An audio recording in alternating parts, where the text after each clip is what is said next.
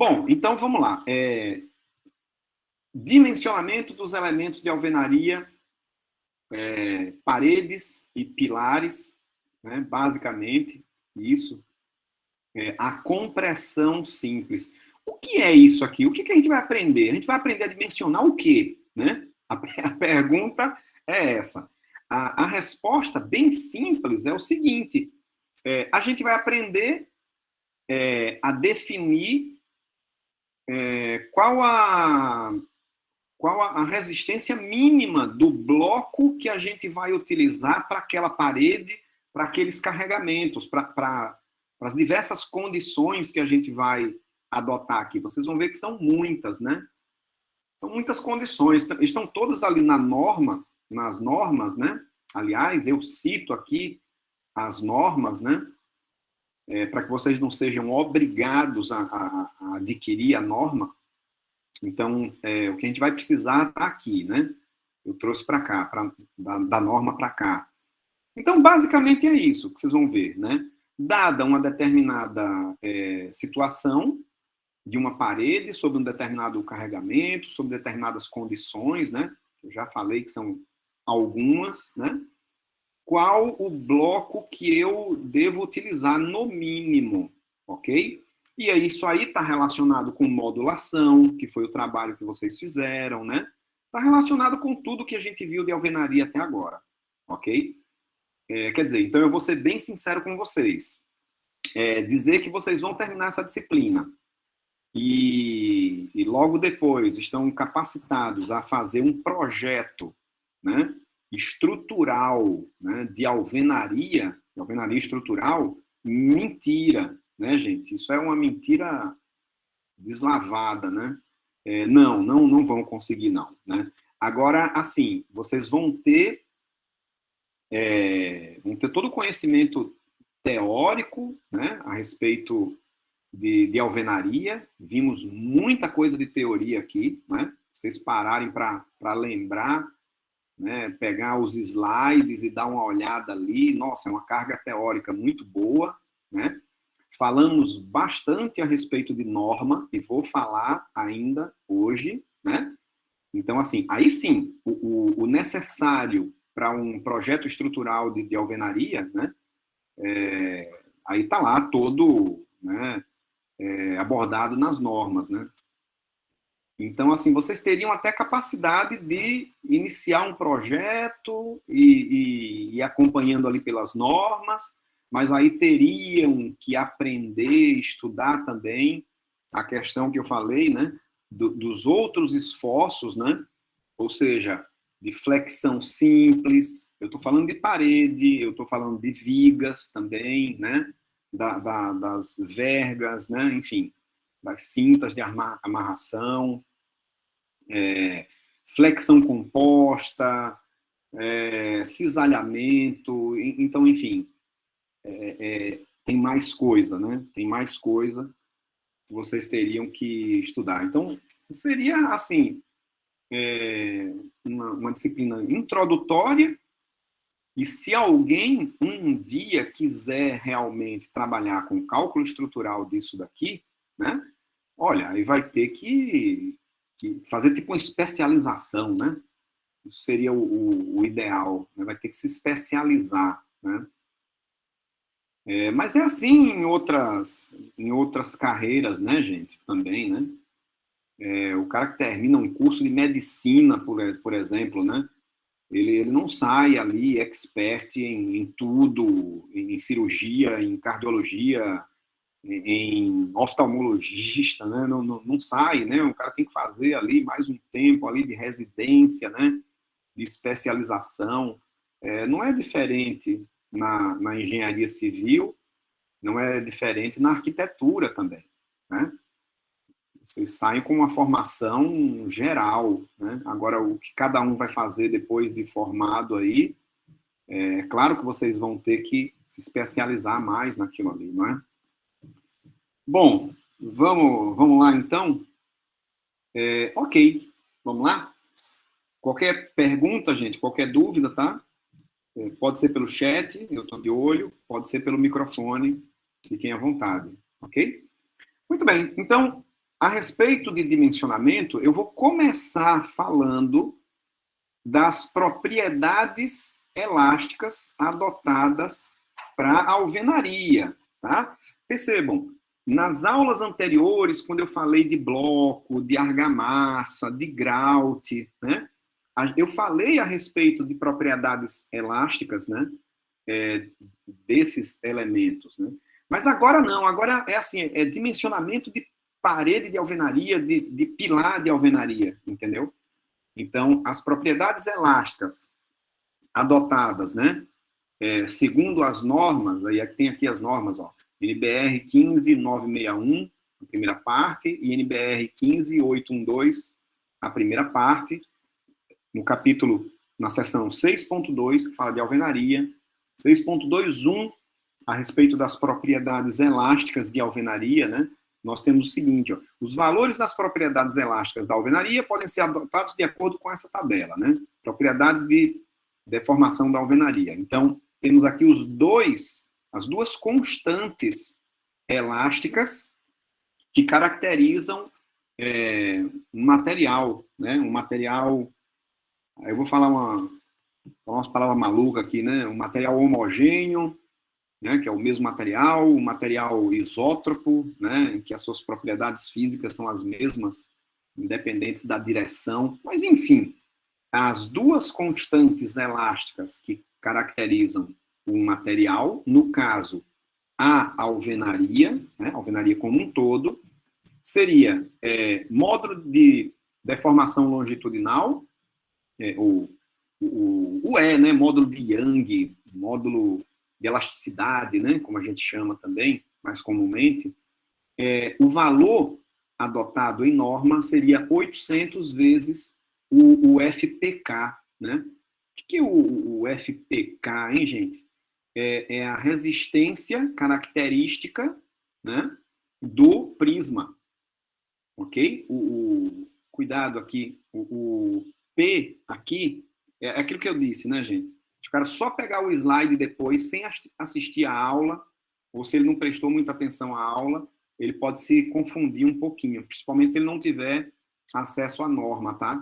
Então, prestem atenção, tá? Eu repito, prestem atenção. Se bem que eu vou repetir isso aqui, ó.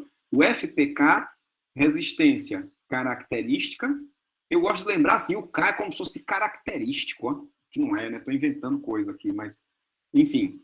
Resistência característica. O P não é de parede, não, viu, gente? É do prisma, tá? Do prisma lá. Então, 800 vezes a resistência característica do prisma. Poxa, mas como é que eu sei resistência característica do prisma? Ah, e a gente viu em aulas anteriores, né? Como definir esse valor, tem normas para ensaios de prisma, né? Só que a gente já viu que com esse tempo aí de recesso, talvez vocês estejam um pouquinho esquecidos, assim, mas depois vai voltando, né? Devagarinho, né? Bom, o valor máximo adotado em norma é de 16 gigapascais, né? Não mais do que isso. E a outra constante elástica a respeito de alvenaria, definida em norma, né? Seria o coeficiente de Poisson, né? O Nizinho, né? É aquele que está relacionado, gente. Por exemplo, se eu tenho uma barra e eu faço uma barra metálica, por exemplo, né? E eu faço um ensaio de tração nessa barra, vocês sabem muito bem que essa barra ela vai alongar, não é verdade? A barra vai ficar maior quando eu estiver carregando, né? Agora, a seção transversal diminui, né? Essa diminuição está relacionada com esse efeito de Poisson, né? E a constante elástica que define isso, que eu estou falando para um ensaio uniaxial, é esse tal desse coeficiente de Poisson aqui, e aí vocês com certeza já ouviram falar, com certeza já ouviram falar em outras disciplinas, né? Então, o valor de Poisson para a alvenaria, segundo norma brasileira, né, é de 0,2. Tá? Já adianto para vocês que isso aqui, pelo menos na Itália, é por aí mesmo. Tá? É 0,2, é 0,25, tá? Não muda muita coisa não isso aqui, ok? Já estou tentando trazer alguma coisa de pesquisa, né, da minha pesquisa para cá, né? Por isso que eu falo Itália, né, porque é o material que eu estudo mais na minha pesquisa, né. Bom, ok. Tá, o que temos mais aqui? Para verificação de estado limite de serviço, ELS, recomenda-se reduzir os módulos de deformação em 40%. Opa, então esse valor aqui, ó, se você estiver verificando para estado limite de serviço, né? Então você tem que reduzir esse valor aqui, cara, da constante, né? Do modo de elasticidade, dá um desconto de 40% aí, ou seja, multiplica por 0,6, né? Olha, diminui mais um bocado, né? Para considerar, peraí, para considerar de forma aproximada o efeito da fissuração da alvenaria, que a gente viu em outras aulas também, inclusive com várias imagens a respeito de fissuração, né, de alvenarias, né? Agora, pera lá, o que é isso aqui? Estado limite de serviço, né? Com certeza vocês viram em outras disciplinas, né? Em estruturas metálicas, por exemplo, período passado, devem ter visto isso daqui. Mas o nome é bem interessante, né? É o limite onde a estrutura ela não vai ao colapso, né? Não vai ao colapso. Aí seria quando eu falar em estado limite último, né? Último, acabou, né? Vai cair a qualquer momento ali. Não, o de serviço é assim, é aquele que causa desconforto, né? Para o cliente, vamos dizer assim, ok? Então isso aqui em estruturas em geral está relacionado à fissuração. Ninguém quer, né, gente? Uma parede da casa da gente.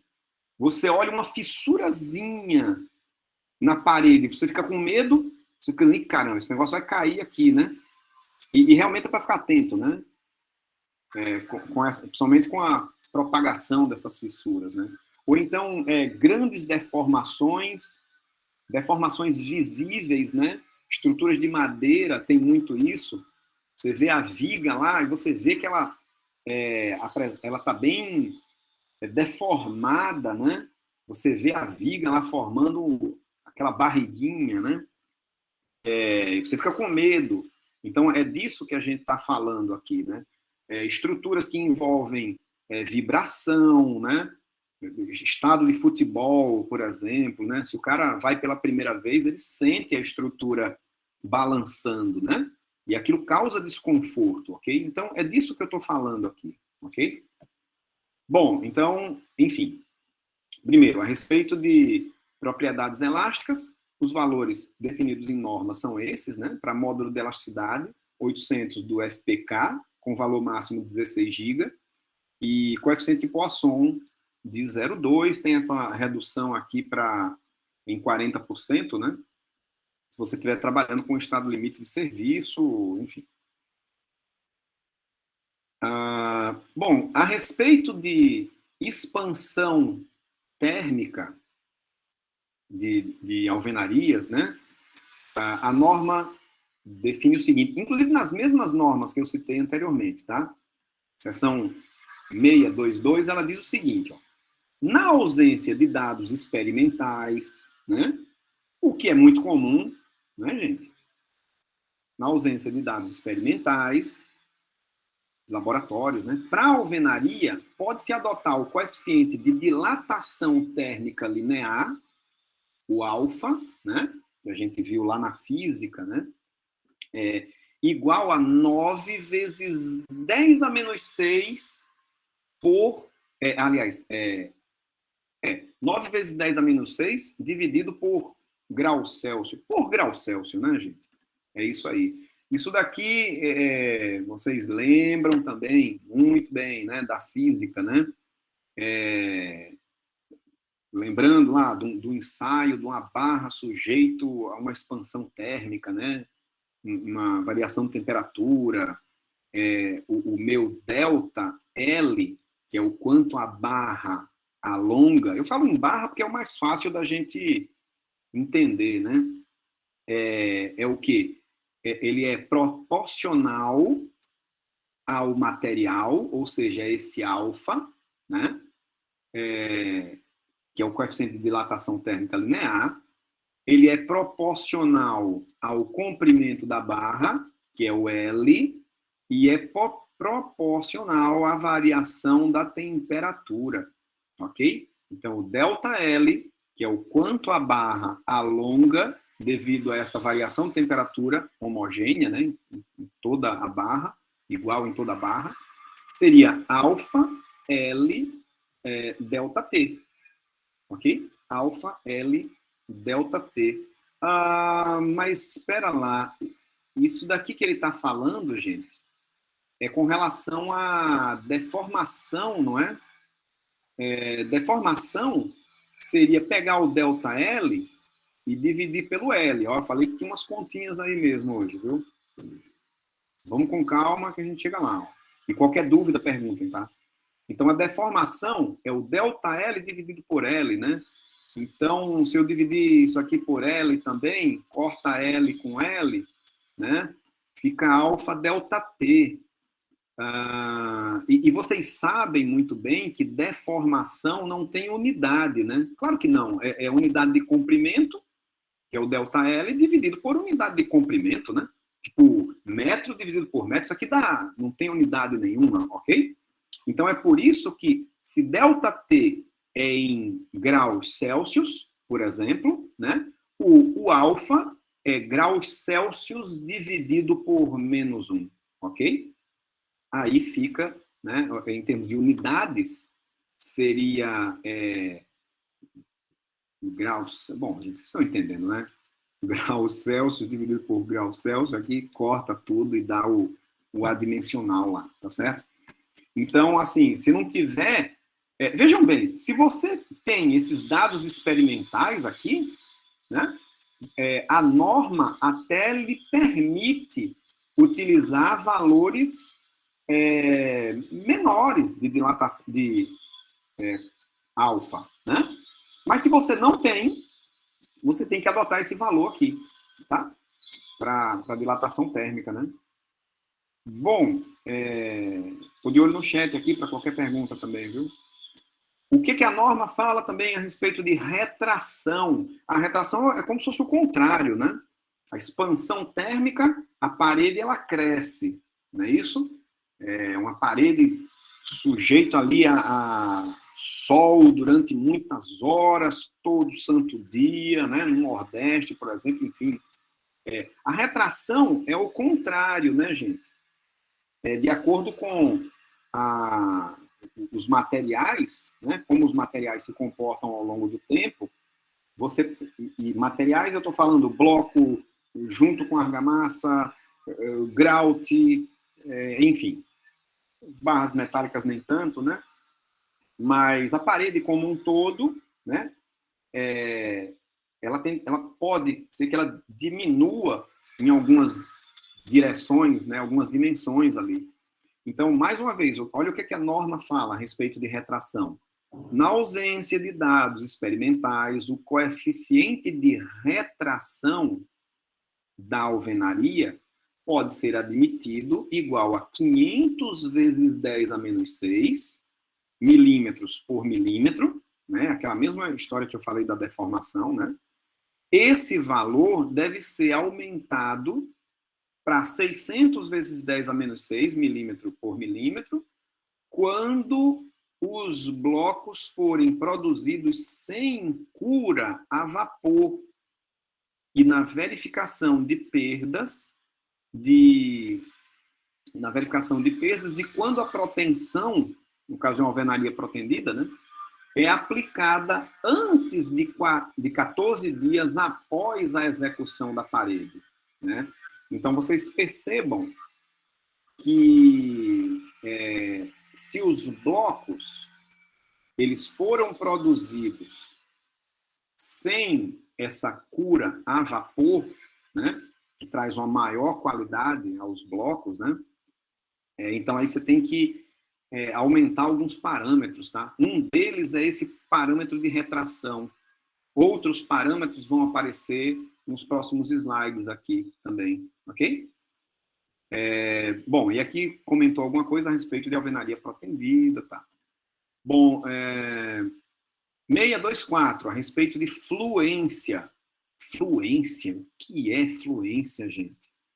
Olha, fluência é uma deformação ao longo do tempo, no tempo que eu digo numa escala de meses, de anos, né? Qualquer material, ele está sujeito à fluência, né? O concreto, né? Estruturas de concreto, elas vão se deformando ao longo dos anos, ao longo, né? Você tem uma deformação elástica que acontece instantaneamente, vamos dizer assim, quando você tira, acontece o processo de cura da sua estrutura de concreto, você tira o seu escoramento da estrutura, né? Ela deforma elasticamente praticamente na hora, né? Sendo que ela continua se deformando ao longo dos meses, ao longo dos anos. Isso é normal, né? Isso acontece com qualquer material, né? Até com a pele humana, né, gente? Infelizmente, vai tudo caindo, né, gente? Com os anos aí, né? A orelha, né? Bom, que triste, né? Que decadência, né, gente?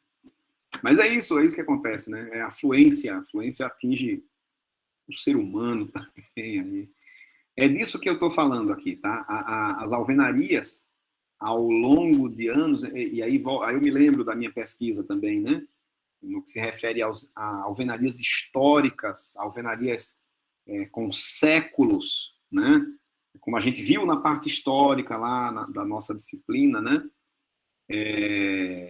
Aquilo ali está sujeito à fluência, né? Ao longo dos anos, né? Então, para efeitos de avaliação aproximada de ELS, isso aqui eu já sei o que é, né? Estado limite de serviço, né? Mais para frente vai aparecer o ELU aqui, né? Estado limite último, mas serviço. A deformação final com a inclusão da fluência deve ser considerada no mínimo igual ao dobro da deformação elástica. Ó, caramba! É um bocado de coisa, né? É um bocado de coisa. Talvez vocês tenham achado estranho aqui, falou assim, poxa, a deformação final, porque essa deformação por fluência, ela vai acontecendo de forma assintótica também, né? Não é de forma linear, né? Não é assim, né? Então, ao longo do tempo, só o efeito da fluência, né, vai acontecendo de uma forma assintótica, né? Por isso que ele fala em final aqui, né? É um final entre aspas, né? Ok? Mas olha, é um bocado de coisa, né? No mínimo igual ao dobro de forma clara, né? Ok. Aí tem uma observação aqui, ó, estrutura de contraventamento, né, para deslocamentos horizontais, mas isso daqui eu poderia até ter apagado, porque a gente só está falando aqui nessa aula de hoje a respeito de dimensionamento a compressão simples, né? Então isso aqui não faria muito sentido. Poderia ter apagado. Gente, e aí? Estou falando um monte de coisa aqui. Vocês estão acompanhando? Qualquer dúvida, né? Mais uma vez, perguntem, viu? Tá bom. O que mais aqui? Ele voltou a falar de... Estava falando de propriedades elásticas, né? Agora, tá bom. Então, agora vamos falar a respeito dos coeficientes utilizados nesse dimensionamento. Coeficiente, que coeficiente é esse, hein, gente? Olha, vocês sabem muito bem, né? Já fizeram aí concreto, já fizeram aço, vocês sabem muito bem. Num projeto estrutural, por uma questão de segurança, por uma questão de diminuir as incertezas, né? Por uma questão de consideração, assim, de parâmetros ou de fenômenos, né?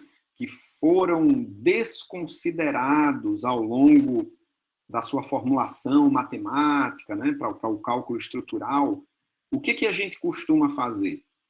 A gente costuma diminuir a resistência. Deixa eu explicar de novo. A gente costuma considerar uma resistência de material menor, né?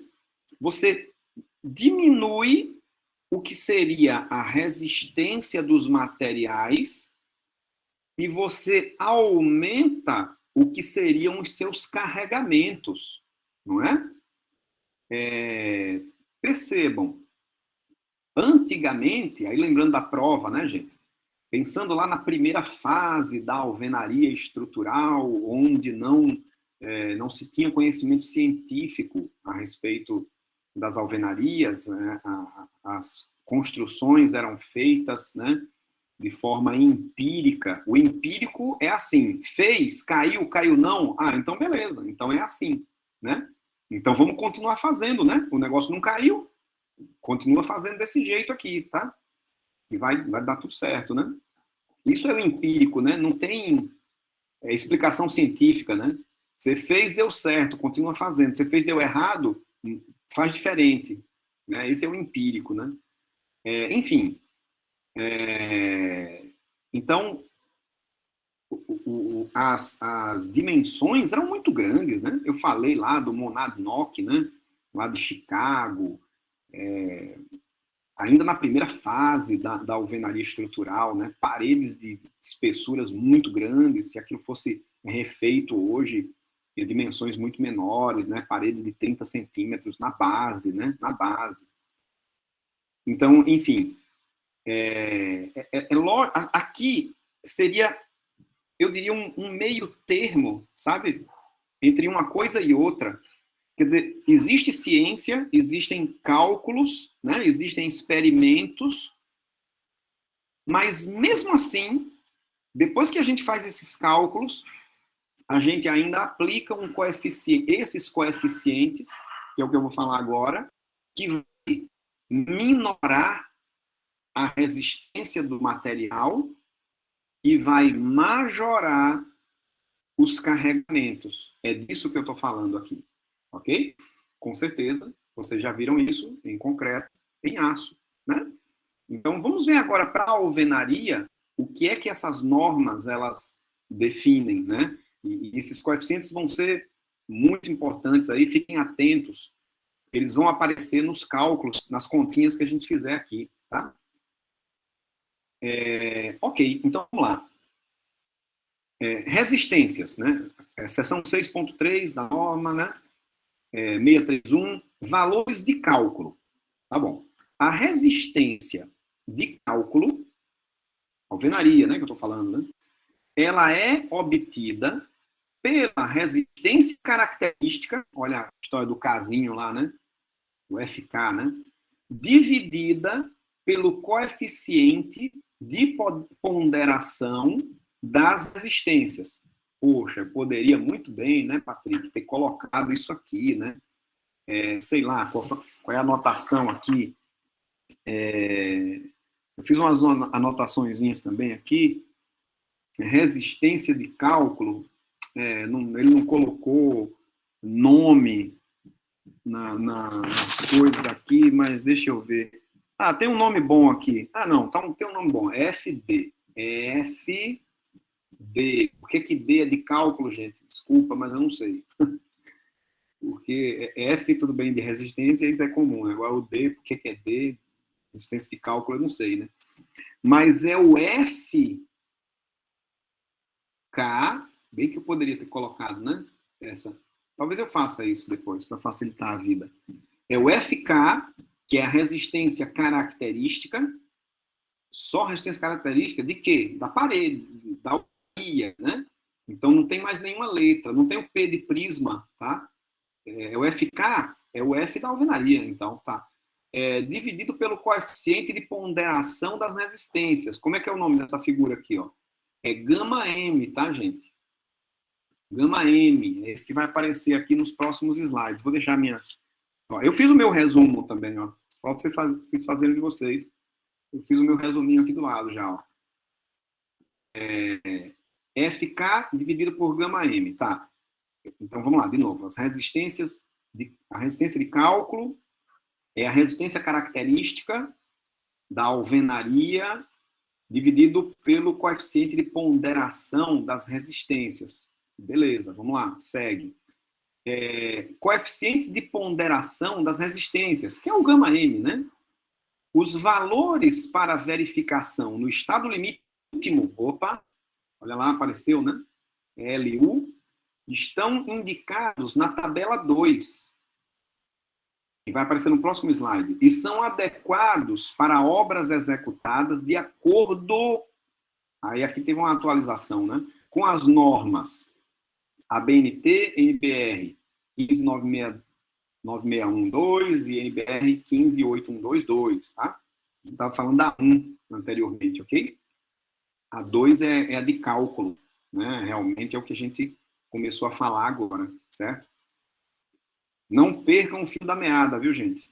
Beleza? Então, a resistência de cálculo está aqui. FK é o característico, né? A compressão, viu, gente? Lembrem, a compressão simples da alvenaria e o gama M, esse coeficiente de ponderação das resistências. Cadê a tabela 2? Olha ela aqui, ó. Tudo isso da norma, viu? Coeficientes de redução da resistência, beleza. Valores de gama M, apareceu. Bom, isso vai depender das combinações de diversos fatores definidos lá na norma, viu, gente? Então, para combinações normais, para alvenaria, ele dá para alvenaria, grout e aço já, tabela 2, tá? Mas para alvenaria, o gama M vale 2. Em condições normais, né? Em condições especiais ou de construção, como ele chama, o que é isso? Está definido lá na norma, tá? Eu nem sei se a gente viu na aula passada, viu, isso aqui, né? Seriam essas condições especiais, viu? Agora eu estou na dúvida. Mas, enfim. O valor de gama M seria 1,5. Também para condições excepcionais, 1,5. Então, peraí. Então, gente, tá fácil, né? Porque, olha só, se as combinações, né, são as combinações normais definidas em norma, o gama M vale 2. Se não, vale 1,5. Acabou, fechou, né? Tá bom. Para o grout, é a mesma coisa, né? 2 para normais, se não for normal, 1,5. Para o aço, aí tem uma diferençazinha. Seria 1,15 para as condições normais, e 1,15 para especiais e 1 para excepcionais. Olha, a gente não vai ver dimensionamento aqui de grout, muito menos de aço, né? Então, vamos ficar só com esse da alvenaria aqui, tá bom? 2 para condições normais e 1,5 se não for normal, ok? Mas queria entender um pouco melhor por que esses valores aqui, né? De gama M. Vocês perceberam que quanto pior a situação, né? Aquela que é anormal, vamos dizer assim, né? Ele diminui o gama M. O gama M está no denominador, né, gente? Poxa, se eu diminuo o denominador dessa razão aqui, o valor de FD, que é o valor de cálculo, né? Ele vai aumentar, né? Ele vai ficar maior, né? Se eu dividir por 2, o FD seria um valor menor, mas se eu dividir por 1,5, o FD vai ser um valor maior, né? Faz sentido isso para vocês? Faz, se você lembrar que o valor adotado, ele tem que ser um valor maior do que o valor aliás, o executado, né? Não, realmente, a resistência tem que ser maior, não é? Do que a de cálculo, ok? Tem que ser maior do que essa daí. Então, quer dizer, se eu estou aumentando o valor de FD, o meu valor executado tem que ser maior do que isso daqui, entendeu? Não sei se vocês entenderam. Se alguém não entendeu, pergunta, tá? Quer dizer, a situação piora, o meu valor de resistência a ser executado na obra tem que ser maior, né? Faz sentido, então, né? Se você está em condições normais, o gama M é maior, né? Então o valor de FD vai ser menor. Então o meu executado pode ser um pouquinho menor, né? Faz sentido isso. Faz sentido. Ok. No caso da aderência entre aço e grout, também não vamos dimensionar isso aqui, poderia ter apagado, ou a argamassa que o envolve, deve ser utilizado o valor de 1,5, para verificação do estado limite de serviço, deve ser utilizado o valor de gama M igual a 1. Olha como aumenta, então, né, gente, o valor de cálculo, né? Faz sentido também isso aqui, né? O gama M1 quer dizer o seguinte, o meu FD vai ser igual o F característico, né? Não vai ter redução, então o valor ele aumenta mais, né, do executado, ok? Ok, beleza, então. Certo, tô acompanhando aqui, tá tranquilo. Aqui tá tranquilo. Eita, um monte de letrinhas, né, gente? Vamos ler isso aqui. Vamos lá, vamos com calma. O que ele vai falar agora? Falou de coeficientes. Ele falou de coeficientes, mas aqui eu não falei do coeficiente que vai majorar as ações, viu? Depois ele vai aparecer aí a gente lembra dele. Porque eu falei coeficientes, né? É o que majora as ações e o que minora a resistência. Eu só falei aqui, só mostrei o que minora a resistência, né? O que majora as ações é o 1,4, é o mesmo adotado para concreto, tá? Mas deixa ele aparecer que eu lembro vocês aí. Ó. Tá bom, vamos lá. Resistências. Valores característicos de resistência da alvenaria, análise da compressão simples. Beleza. Olha lá, compressão simples, gente. Exatamente na norma é a seção 633. Muito bom. Olha o que é que a norma ela fala a respeito de compressão simples. Prestem muita atenção nisso, tá? A gente vai precisar disso aí para frente aqui. A resistência característica à compressão simples da alvenaria, o tal do FK, da alvenaria, né?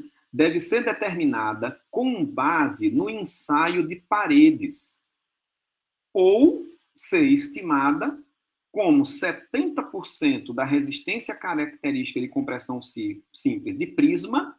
Apareceu, FPK. Lembra que eu falei? O P é de prisma, tá? Não é de parede, cuidado. Ou 85% da de pequena parede, é o FPPK.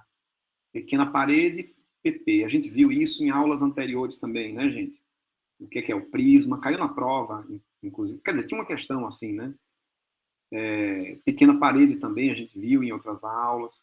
As resistências características de paredes ou prismas devem ser determinadas de acordo com a norma. Isso, a gente viu essa norma aí, né? Que fala de ensaio, né? De prisma, de parede, enfim. Se as juntas horizontais tiverem argamassamento parcial, apenas sobre as faces longitudinais dos blocos, e a resistência for determinada com base no ensaio de prisma ou pequena parede, a resistência característica à compressão simples da alvenaria deve ser corrigida pelo fator 0,8.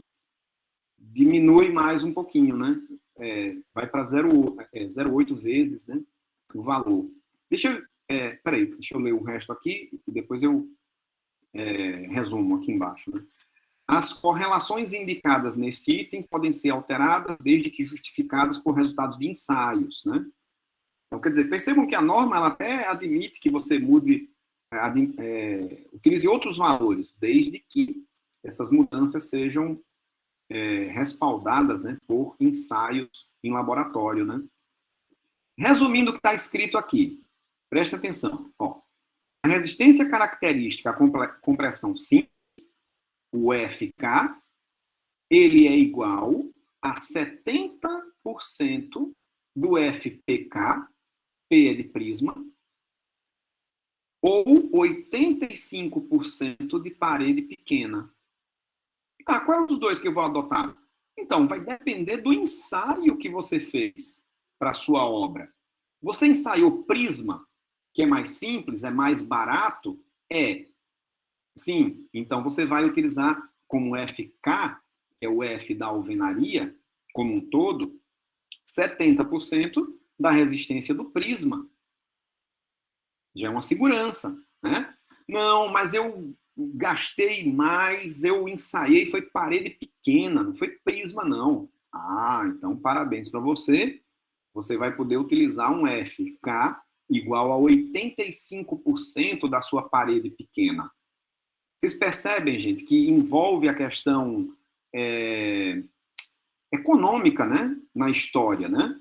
Se você economiza ensaiando prisma, aí você vai pagar o preço de utilizar um FK de 70% do prisma.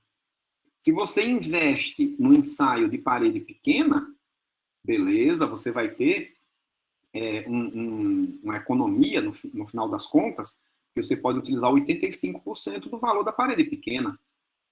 E se eu ensaiasse a parede no tamanho 1 para 1 da alvenaria? Poxa, aí seria você estaria obtendo FK em laboratório, né? Mas ninguém faz isso, né, gente? Tá maluco, né? Ninguém faz isso. Você ensaia prisma, no máximo parede pequena, né? São ensaios caros de realizar, né? Ensaio de parede pequena, eu já falei, bem mais caro do que só do prisma, né? Ok.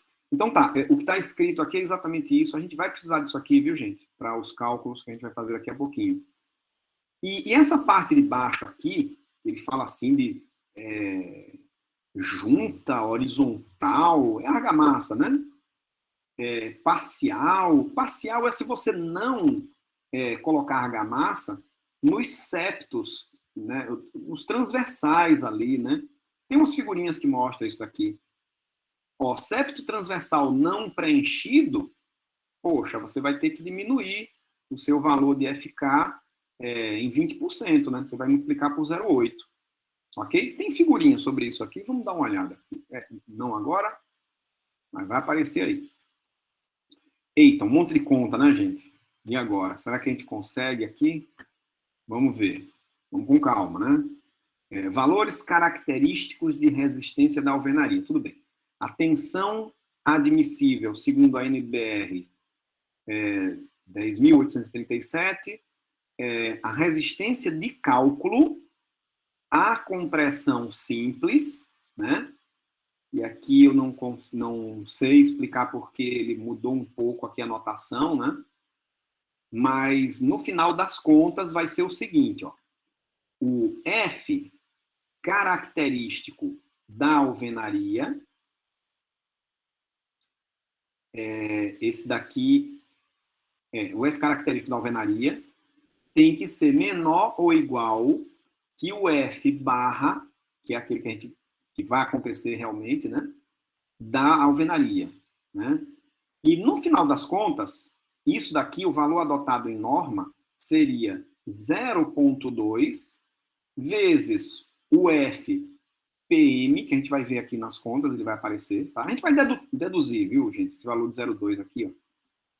Vezes R. Ih, caramba, apareceu um R na história aí, ninguém sabe o que é esse R aí. Esse R é o seguinte, gente, ele vai aparecer mais para frente também. O R, ele é um fator, um coeficiente de redução, tá? Que leva em consideração a esbeltez da parede. Como assim? Quanto mais alta a parede, né, com relação à sua espessura, quanto mais o seu comprimento, na verdade, né? Espessura seria melhor ali para a menor dimensão da parede, tá? Para o seu comprimento, por exemplo, se for um pilar, né, o fator redutor ele é maior, tá? Vocês viram também a respeito de esbeltez em estruturas metálicas, né? Um problema bem interessante aí de estruturas metálicas. Mas tem para a parede também, viu? Eu vou mostrar mais para frente como calcular esse R aqui, tá? Mas, no final das contas, o que a norma diz é isso aqui. E ele faz umas contas aqui com algo que a gente já conhece para chegar nesse valor de 0,2 aqui. Ó. Deixa eu demonstrar, então, nessa parte aqui. Ó. Quer dizer, para estado limite último, a compressão simples, segundo a norma, né? Olha só, o ND... Espera, para tudo. O que é o ND? N é de esforço normal. É a força normal na parede, ok? Força de compressão, é isso que eu estou dizendo, viu, gente? O cara que perdeu essa aula e pegar só os slides vai ter dificuldade com essa nomenclatura. Se assistir a aula no YouTube, aí, tranquilão. Enfim, voltando. ND é o esforço normal na parede. Ele tem que ser menor ou igual que o esforço, né, tem que ser menor ou igual que o NRD, que é o que a gente vai calcular aqui. Quer dizer, esse ND é o que é a realidade, certo? O da realidade, o esforço tem que ser menor do que o de cálculo, ok? Como é que eu calculo esse valor aqui de N, que ele chama de RD, tá? R. O pior é que tem outras nomenclaturas. Você pega livro, por exemplo, tem uma nomenclatura diferente, tá? Então, deixa eu explicando aqui. Ó. O NRD é o de cálculo, tá? Vai ser igual a resistência característica já com o coeficiente γm, né? Isso aqui a gente viu, não foi? Aqui, ó, anteriormente, ó. É o FD, né? É o FK dividido pelo γm. Ok, já considera o γm. Mais uma vez, viu, gente? FK, resistência, característica, compressão simples da alvenaria. Γm, aquele parâmetro, né? Aquele coeficiente, né? Que a gente viu lá na tabela 2, beleza. O que é a A, hein, gente? A parece área, né? Parece e é mesmo, né? É a área da seção transversal da parede, ou seja, pode ser, né? Comprimento da parede vezes a sua espessura. Mais para frente eu vou falar a respeito disso. Isso já multiplicado por esse coeficiente R, que vai aparecer mais para frente, inclusive a formulazinha de calculá-lo, né? Tudo bem, o que ele fez mais aqui?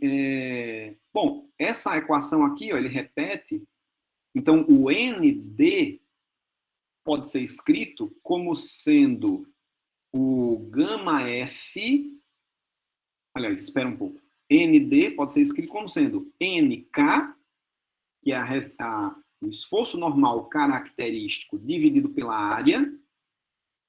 Poxa, espera aí. Agora eu que me atrapalhei aqui. Não, é que ele passou a área para cá, para o denominador, né? O ND, que seria o de cálculo, né? O de cálculo executado, tá?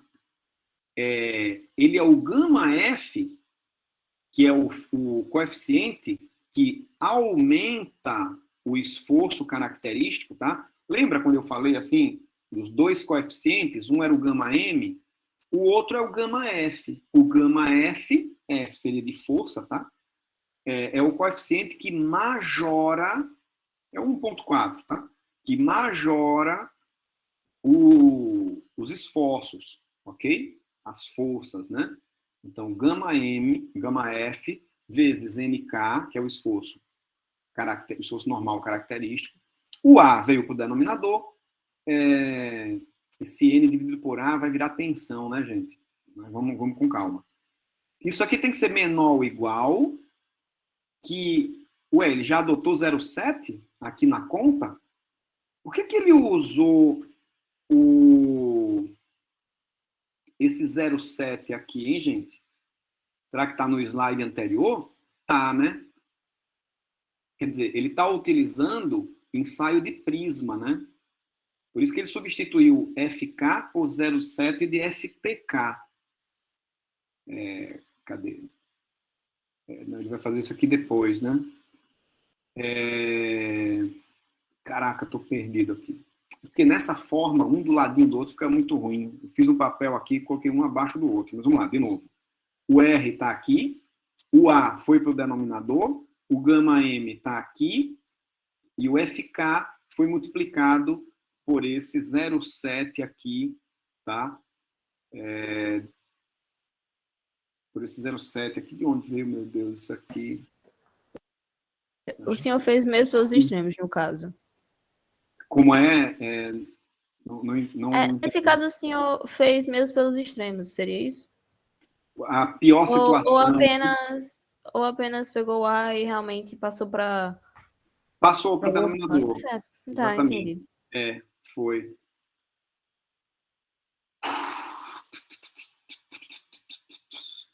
Ih, gente, já sei o que é. Isso aqui tá errado mesmo, ó. Ô, droga. Aqui não é FK, gente. É FPK. Que droga. Tenho que consertar isso aqui, ó. Porque isso aqui tá certo, ó. FPK vezes 0,7 é porque ele tá utilizando aqui, ó, ensaio de prisma, tá? Que droga. Ó.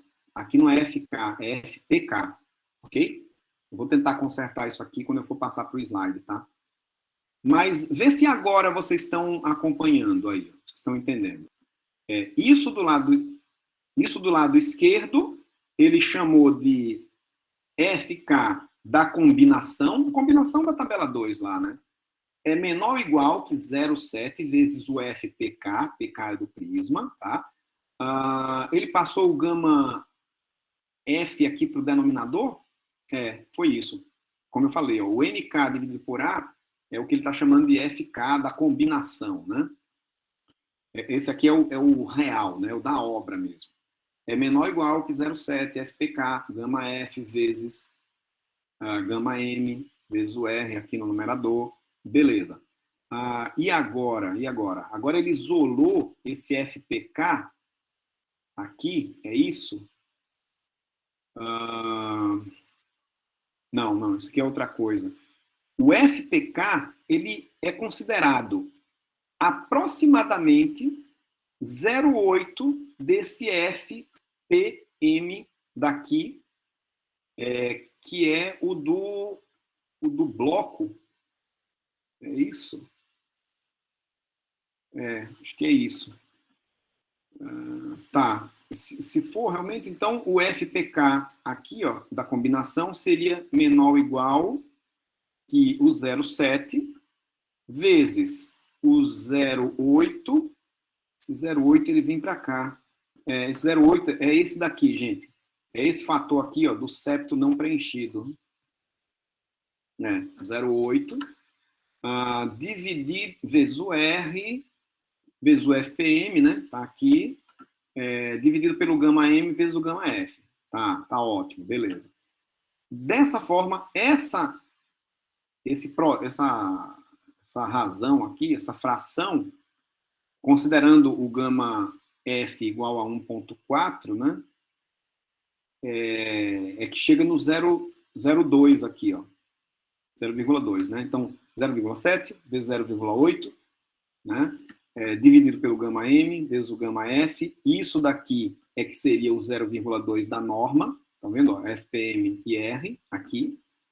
E considerando o gama F como 1,4, o gama M ele dá o 2, que é exatamente aquelas condições normais que a gente viu na tabela 2. Ok? Então, isso aqui é para demonstrar esse valor aqui que ele utiliza, né, do 0,2, enfim, gama M2 aqui. Ficou meio confuso, né, gente? Eu não entendi bem a parte do 0,2. Esse 0,2 não é ele juízo. ficou no lugar de quê? Que eu não entendi bem. Perfeito. Não, perfeito, eu estou entendendo. É que, olha só, olhe para essa expressão aqui, ó, onde eu estou circulando, né? Veja que o FK da combinação, ele tem que ser menor ou igual que essa fração aqui, vezes o FPM vezes o R, certo? Esse 0,2 aqui, ó, é o que a norma define. eu estou mostrando para vocês de onde vem esse 0,2 da norma. Vem exatamente desse cálculo, considerando o gama F, que é o que majora as ações como sendo 1,4, que é o que a gente vai utilizar, e o gama M, 2 das condições normais, da tabela 2. Entendeu? Eu estou mostrando, que eu acho que essa conta daqui, ela não tem na norma. A norma, ela simplesmente apresenta esse valor de 0,2 vezes PM vezes R. Entendeu? Então a gente fica perguntando assim, poxa, mas de onde é que veio, né, esse 0,2? Eu estou mostrando de onde ele veio. Né, para condições normais aqui da combinação e para ou seja, o gama M igual a 2 e um gama F igual a 1,4. Não sei se ficou mais claro agora.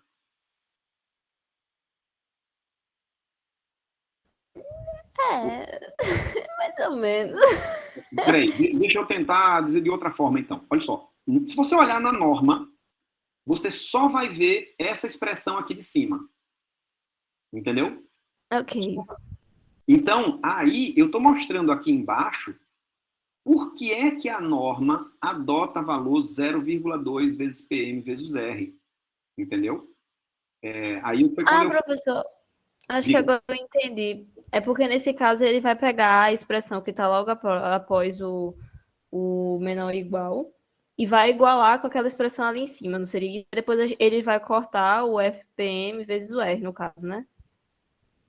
Agora eu não sei qual é o menor ou igual que você está falando. Esse daqui de cima? Não, desculpa. Ali onde tem o 70 vezes o 0,70 vezes o 0,80, que ele fica Perfeito, apenas aqui embaixo, isolado. sim, né? É como Certo. se fosse igualar isso com o que está ali em cima. É por isso que o que é o F vezes o R corta. Exatamente, chegou. Era isso que eu não estava entendendo. Agora vem a luz. Exatamente isso. Ó. Esse F da alvenaria, a resistência característica da alvenaria, tem que ser menor ou igual do que essa expressão, tá? Ela está aqui, é porque ele muda a notação, como eu falei, ó, FK da combinação, é esse F alvenaria vírgula K, entendeu? Tem que ser menor ou igual que 0,2 vezes FPM vezes R. Então, o FPM está aqui, o R está aqui, esse que tem antes aqui, que é o 0,7 vezes 0,8 dividido por gama M vezes gama F, esse é o 0,2. Entendeu? Então, isso aqui tudo foi para mostrar por que adotar esse valor de 0,2. Por que ele é razoável, né? De onde ele vem, né? Acho que agora... Peraí, que tem outras... Eu perdi uma mensagem aqui, da própria Júlia mesmo, né? O senhor vai fazer questões? Sim, tem exemplo, daqui a pouquinho. Aqui mesmo, nesse slide. Aliás, na aula de hoje mesmo. E aí, gente? Mais alguma pergunta? Deem uma olhada aí, vejam se ainda ficou alguma coisa esquisito.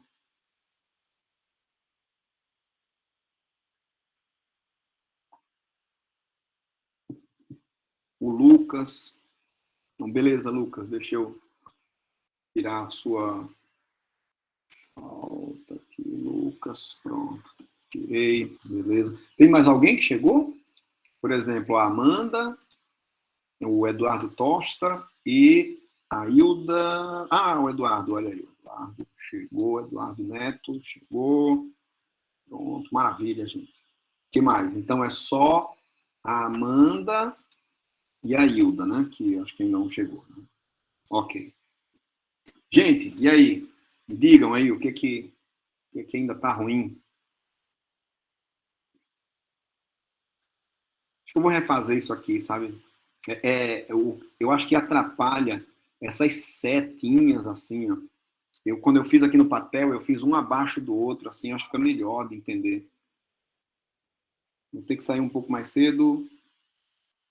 Tranquilo, Camila, mas assista sim, viu, depois, porque você está vendo que o negócio é um pouquinho complicado aqui, né? Beleza, gente? Posso ir em frente? Então, o que tem mais aqui? Fala daquela questão do 0,7, esse 0,7 que aparece aqui, ó. Aliás, não, o 0,8, né? O 0,8. que é referente a esse preenchimento ou não do septo transversal, tá? Eu falei que tinha umas figurinhas, olha elas aqui. Valores característicos de resistência à alvenaria, procedimento de execução das juntas horizontais de argamassa. Isso aqui a gente já viu, inclusive até vídeo, né? Em aulas anteriores, ó. Quer dizer, o preenchimento ou não dos septos transversais, do lado esquerdo, os septos transversais não estão preenchidos. Do lado direito, vocês estão vendo que os septos transversais estão preenchidos, né? Olha a argamassa aqui, ó, na transversal, e não só na longitudinal. Isso daqui altera o desempenho mecânico da parede, da alvenaria, não é?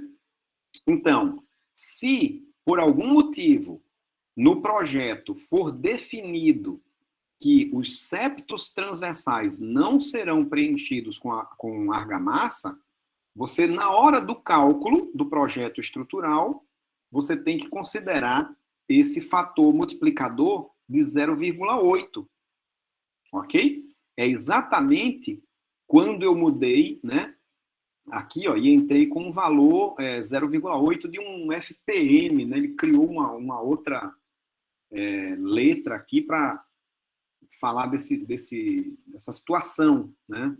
O FPK adotado é aproximadamente 0,8 do FPM.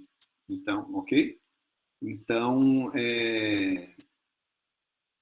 tá tranquilo isso aqui, gente? Né? Vocês entenderam? E é uma coisa interessante, né? Porque não dá para decidir na obra, durante a obra, né? O pedreiro lá pergunta, e aí, doutor, eu coloco aqui ou não? Aí o cara diz, rapaz, vá, bote. Não é assim não, né? Isso aqui é definido antes do cálculo estrutural, essas coisas têm que estar definidas, né? Elas interferem no cálculo da estrutura, ok? Bom, vamos lá, vamos para frente. Valores característicos de resistência da alvenaria, confecção dos prismas para ensaio, né? Do lado esquerdo aqui, ó, a gente tem o bloco totalmente com a argamassa. A argamassa no septo transversal, né? No B, a gente não tem, isso aqui é executado em obra, né? Como a gente viu. Aqui, ó, no bloco B, eu não tenho o preenchimento, né? Mas, assim, vocês sabem muito bem que o ideal, né, é que seja utilizado o preenchimento dos septos transversais, como a gente viu aqui, ok? E com isso, olha que interessante, a norma, ela permite, se você utilizar dessa forma, a argamassa nos septos transversais, que você utilize como área da seção transversal da parede a área bruta. Gente, isso aqui facilita muito o nosso cálculo, né? É aquilo que eu falei para vocês, ó. Vocês vão ver que aquela área, quando eu fizer o exemplo aqui, ó, essa área que vocês estão vendo aqui, ela facilita, porque ela fica apenas a espessura da parede, 0,15, por exemplo, né? Vezes o comprimento da parede, né? Não precisa estar trabalhando com a área líquida. A gente viu isso aqui também, né? Em aulas anteriores, a diferença de área bruta para área líquida, né? Vocês lembram? A norma permite que você utilize área bruta, mas você tem que utilizar, né, a argamassa nos septos transversais, né? Ok, o que temos mais? É o exemplo, esse daqui. Alguma aplicação. Não, ainda não é o exemplo, né? Na verdade, gente, isso daqui, ó, que a gente viu nesse slide aqui, essas contas é só para explicar o 0,2, tá? Ainda não chegamos na parte de dimensionamento, tá? A parte de dimensionamento tá mais para frente, né? Aqui alguns slides. Então, ainda com relação a esse preenchimento de execução das juntas horizontais de argamassa, né, ele vai fazer algumas contas aqui, né, e mostrar algumas conclusões, né. Então, vejam bem. Primeiro, considerando a condição de argamassamento total na parede. O que é isso aqui? Argamassamento total na parede. É esse desenho do lado direito. Tá? É isso que ele está chamando de argamassamento total, né? Tá, ok, beleza. Então, considerando condição de argamassamento total na parede, né? Notem, o meu gama F vezes sigma NK para tudo. O que é isso aqui? Gama F é o coeficiente que aumenta, né, as ações, o valor das ações, os carregamentos, ok? 1.4, tá, gente? 1.4. E o que é sigma NK, hein, gente? Olha, N é de esforço normal, o K é característico e o sigma é de tensão, tá? Então, isso aqui é a tensão normal característica, ok? Eu já estou multiplicando aqui pelo gama F, né? Então, seria um sigma D, isso daqui, né? Tá. Isso daqui vai ser igual a quanto, então, né? Bom, isso daqui vai ser igual a o 0,7. Isso aqui não é... Ah, meu Deus. Isso daqui é a esquerda da igualdade, tá? Aqui é a direita da igualdade. É outra coisa. É como se fosse esse daqui, ó. Tem o R aqui, ó. O F, o R, certo? Ó. Isso aqui, ó. Tá?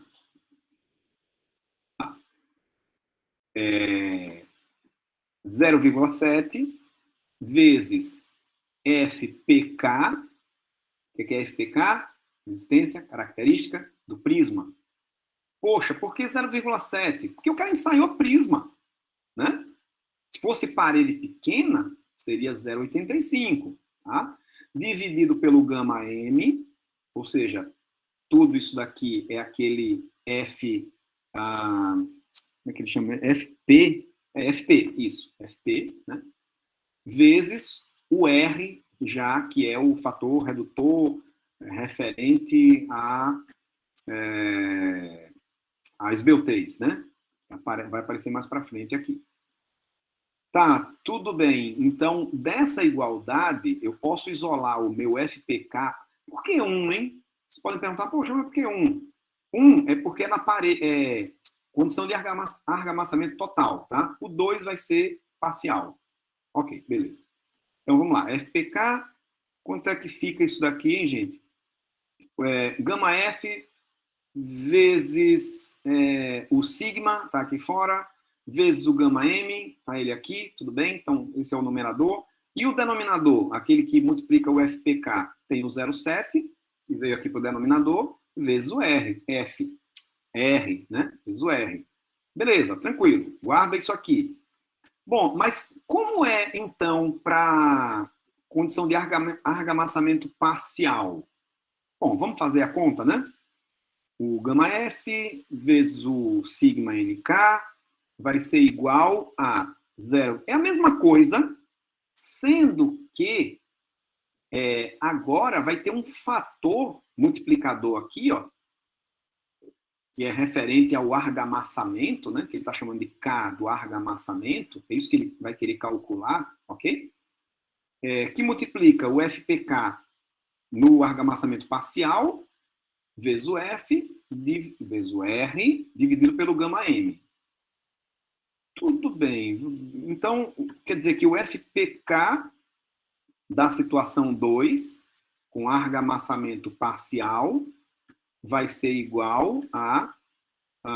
o numerador é o mesmo, né? Gama F vezes o sigma, vezes o gama M, beleza. E no denominador eu tenho o 0,7, além do R, eu tenho esse K que eu vou querer calcular aqui, né? Querer calcular, tudo bem. Com isso, comparando as duas equações, eu posso dizer que o FPK2, ou seja, o FPK considerando o argamassamento parcial, ele vai ser igual ao FPK1 dividido pelo K, esse fator aqui que eu estou querendo calcular, né? Então, substituindo isso nessa equação, deixa eu ver aqui, a gente chega à conclusão de que esse K do argamassamento, ele vale 0,8, né? É isso mesmo? Deixa eu pensar aqui.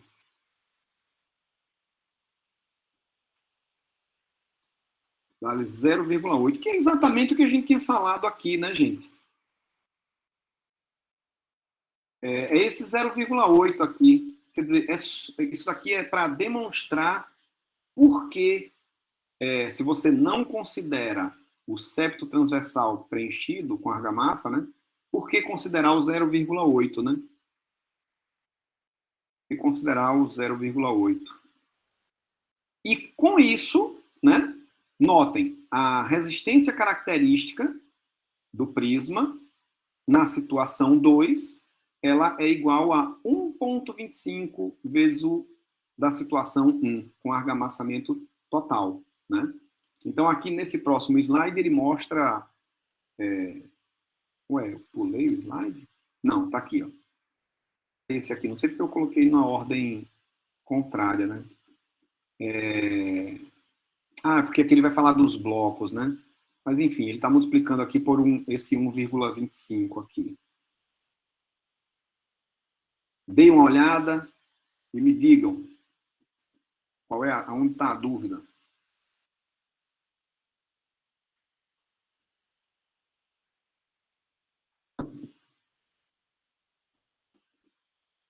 E aqui é para mostrar o valor de 0,8, né? Considerando o argamassamento parcial, onde os septos transversais não são preenchidos, né? Nada, gente? Nenhuma dúvida aqui? Bom, então, pronto. Agora é o que vocês pediram aí, ó. Aqui é como se fosse o final. Ainda tem mais um monte de slide, que tem outras considerações a fazer, mas esse daqui é o primeiro dimensionamento que a gente vai fazer. É o exemplo, considerando valores, ok? Então, vamos bem devagar aqui, para ficar claro, né? Vamos lá. Valores característicos de resistência da alvenaria, procedimento de execução das juntas horizontais, de argamassa. Beleza, vamos lá. Nesse exemplo, ele está considerando uma carga uniformemente distribuída, valor característico, tá, gente? Que igual a 225,1 kN por metro. O que é isso? Não estou entendendo. Veja bem, a parede de alvenaria estrutural, né? Ela, além de suportar o seu peso próprio, ela está suportando carregamentos que vêm da laje e das paredes que estão acima dela, de viga, de tudo, né? Então, aqui, ele já está considerando um valor de carregamento distribuído naquela parede desse valor. Aqui, é um carregamento distribuído, né?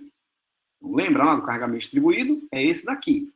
Esse é o valor do carregamento distribuído na parede que a gente está querendo dimensionar, ok? Qual o bloco para resistir a esse carregamento aqui, para essas condições, certo? Carregamento distribuído, tranquilo, né? O que é essa área? Bom, o A já é a área da seção transversal da parede. 1,092 metro quadrado. Isso aí é a espessura da parede vezes o seu comprimento. É a área da seção transversal, né? Tudo bem. O que é esse L aqui? Bom, o L é exatamente o comprimento da parede, tá? L é o comprimento da parede, 7,42 metros, né? 7,42 metros. Beleza, 7,42 metros. Deixa eu fazer uma conta aqui rapidinho.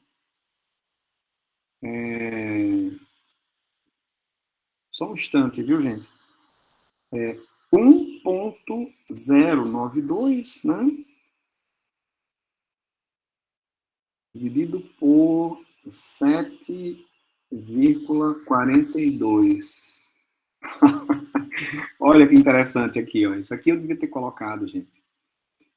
O 1.092 metro quadrado, que é a área da seção transversal, se você dividir pelo 7,42, que é o comprimento da parede, vai te dar um valor de aproximadamente 15 centímetros. 15 centímetros é a espessura dessa parede, desse exemplo. Ok? 15 centímetros. Ok, vamos lá. Continuando, então. Então, esses são os dados de entrada, tá? Ele vai utilizar gama F, né, gama M aqui, enfim. Mas os dados de entrada são esses, né, do exemplo. Tá bom. O que é esse sigma NK? Bom, isso aqui a gente já viu, né? É a tensão normal característica. A tensão normal característica vai ser a força normal dividido pela área. Qual é o valor da força normal? É o carregamento distribuído multiplicado pelo comprimento da parede. Né? Então, ó, 225,1 vezes 7,42, né? É essa multiplicação aqui. Isso aqui é força. Dividido por área, a área da seção transversal, eu tenho a tensão normal. Beleza? Vão acompanhando aí, tá? Então, essa seria a tensão normal característica. Dá esse valor aqui, ó. Enfim, valor aqui, né? Newton por metro quadrado, beleza. Bom, agora olha só. Considerando argamassamento total, ou seja, incluindo os septos transversais, o meu FPK, resistência característica do prisma, considerando argamassamento total, pode ser escrito como sendo gama F vezes gama M dividido por 0,7 vezes R vezes o sigma NK. Isso aqui a gente já fez, né? Anteriormente aqui, cadê?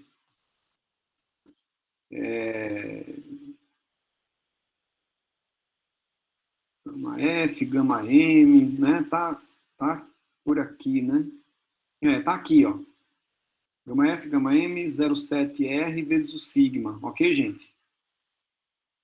A equação tá aqui no slide anterior. Ok, beleza.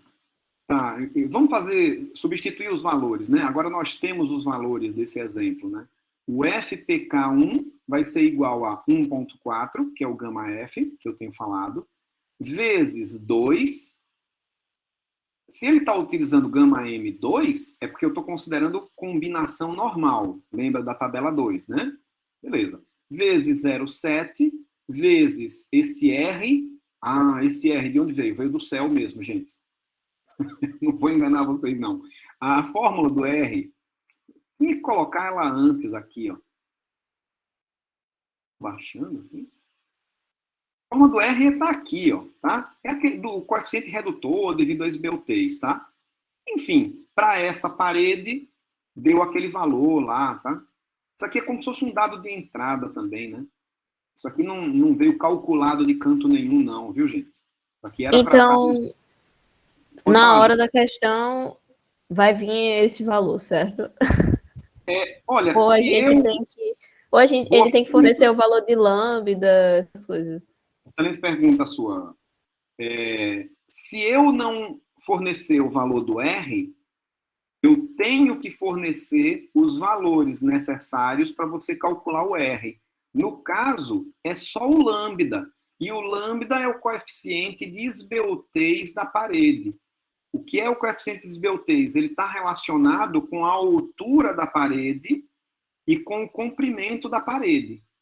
Entendeu? Então, ou eu dou as condições para você calcular o lambda, e aí você calcula o R, ou eu dou o lambda diretamente e você calcula o R, ou eu dou o R direto. Nesse caso daqui, o R é um dado de entrada. Ele era para estar aqui, né? Aqui embaixo do L era para estar assim, ó, R igual a 0,875. Entendeu? Eu estou reduzindo ali devido à esbeltez da parede, tá? Mais para frente, ele faz um cálculo com esse R ali. Né? Mas estão acompanhando, né? Não ficou nada, não percam o fio da meada, não, gente, porque isso daqui, né, faz parte do dimensionamento, realmente, né? O que é esse 1,53? Ele veio daqui, né? O sigma que eu calculei, beleza, isso daqui vai dar um número, o número está aqui, ó, 6,98 megapascal, tá? Isso aqui do prisma, ok? E agora aqui vem o valor final, né? Que é a resistência característica mínima do bloco para essa parede daqui. Sendo que, para calcular esse valor, eu tenho que lembrar que, por norma, a resistência característica do bloco ela é 70% da resistência característica do prisma. Eu não tenho certeza, mas eu acho que a gente viu isso aí na aula passada, ou então foi em outras aulas, quando eu falei de bloco, né, o que a norma fala a respeito de bloco ou de prisma, né? Mas lembrem, né, eu estou lembrando aqui, ó, a resistência característica do bloco, né? Aliás, é o contrário, né? Isso daqui eu estou dividindo, né? Por eta, né? Por isso que ficou um valor maior, ok? Enfim, a resistência característica do bloco, ela é a resistência característica do prisma dividido por 0,7. Então, se faz o contrário, né? A do prisma, 0,7 vezes a do bloco, né? A relação é essa, entre resistência característica de bloco e de prisma, né? É de 0,7.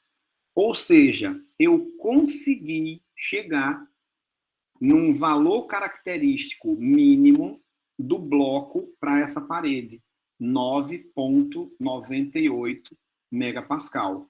Né? É isso que vai me dizer qual o bloco que eu vou utilizar, se é um bloco cerâmico, se é um bloco de concreto, que bloco é esse aí, entendeu? Qual a resistência característica mínima, né, para essa parede aí. Gente, deixa eu dar uma parada. Alguma dúvida? Dê uma olhada. Alguém se perdeu em algum passo aí? Não deixem passar, gente. Isso aqui é importante. Eu acho que seria interessante se tivesse indicado que ali houve a divisão, porque pode gerar dúvida. Sim. Por exemplo, faltou escrever aqui assim, ó, FBK mínimo é FPK dividido por eta, onde eta é 0,7, né? Pronto. Realmente, né? Faltou isso aqui. Tranquilo? Agora, isso daqui é considerando argamassamento completo. Se eu considero argamassamento parcial, olha o valor mínimo do FBK. Ele sobe para 12,47. Prestem atenção nisso, gente, né? Usar ou não usar argamassamento total. E se você não usa argamassamento total, que é essa situação 2, você vai ter que utilizar um bloco com resistência maior. Entendeu? Então, tudo isso envolve economia, né? Imagina isso daí para um prédio com diversos andares, ou então um conjunto residencial com diversas unidades, né? Isso daqui muda muito os valores, né, da obra, ok? Nenhuma dúvida? Alguma pergunta? Tranquilo? Bom, opa, foi demais aqui. Aqui é aquela tabela que eu mostrei, né? para um FBK mínimo, aqui, ó, o 1, no lado esquerdo, seria argamassamento total. Então, valores mínimos aqui, para a gente comparar com os valores mínimos, considerando o argamassamento parcial, tá? Só, esses valores aqui multiplicado por 1,25, é só isso, ok? Aqui eu acho que não tem nenhum mistério, não, né? Que mais? Aí tem mais algumas observações de norma, por exemplo, análise da aderência das armaduras, isso aqui eu poderia ter tirado também, né? Já que a gente não vai calcular isso aqui.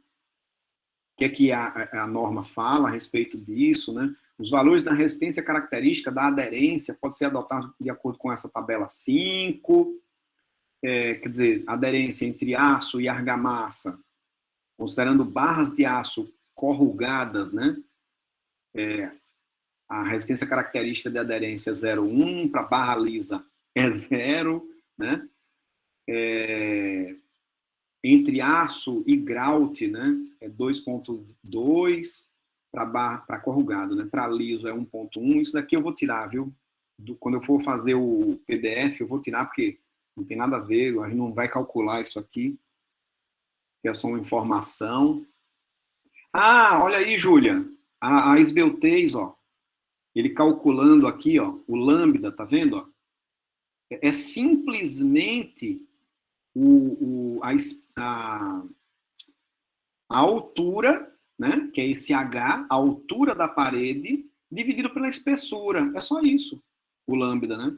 Quer dizer, se eu forneço a altura da parede e a espessura da parede, você calcula o lambda aí de boa. E com o lambda, você calcula o R por aquela expressãozinha que eu mostrei, né? Mais para frente. Não, mas eu pulei aqui para a expressão, fiquei tão empolgado, né? Isso aqui é a respeito da geometria, tá? Das dimensões das paredes, tá? Limites para as dimensões, deslocamentos e fissuras, né? Então, a norma fala, dimensões limites. Devem ser observados os seguintes limites para as dimensões das peças de alvenaria. Espessura efetiva da parede, espessura da parede, o 0,15 ou 0,20, né?